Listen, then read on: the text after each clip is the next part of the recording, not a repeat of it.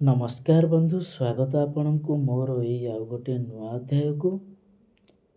ତ ଆମେ ଏହି ଅଧ୍ୟାୟରେ ଆଜି ଜାଣିବା କର ଦର୍ଶନ। ତ ବନ୍ଧୁ, ପୂର୍ବ ଅଧ୍ୟାୟରେ ଜାଣିଥିଲେ ମୁଖ ଶୁଦ୍ଧି, ଆଉ ଏହି ଅଧ୍ୟାୟରେ ଜାଣିବା କର ଦର୍ଶନ। ତ ଚାଲନ୍ତୁ ବନ୍ଧୁ, ଡେରି ନକରି ଆଉ ଆରମ୍ଭ କରିବା। କର ଦର୍ଶନ। କର ଦର୍ଶନମ୍। ଆରମ୍ଭ କରିବା ବନ୍ଧୁ।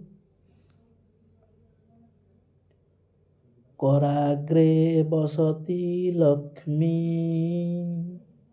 କର ମଧ୍ୟେ ସରସ୍ୱତୀ, କର ମୂଳେ ସ୍ଥିତ ବ୍ରହ୍ମା ପ୍ରଭାତେ, କର ଦର୍ଶନମ୍। ହସ୍ତର ଅଗ୍ରଭାଗରେ ଲକ୍ଷ୍ମୀ, ମଧ୍ୟରେ ସରସ୍ୱତୀ ଓ ମୂଳରେ ବ୍ରହ୍ମା ଅବସ୍ଥାନ କରନ୍ତି।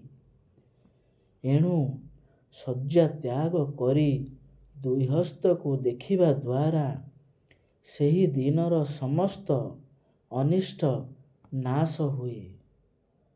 ବନ୍ଧୁ, ଆଜି ଆମେ ଜାଣିଲେ କର ଦର୍ଶନ। ଆଜି ପାଇଁ ଏତିକି।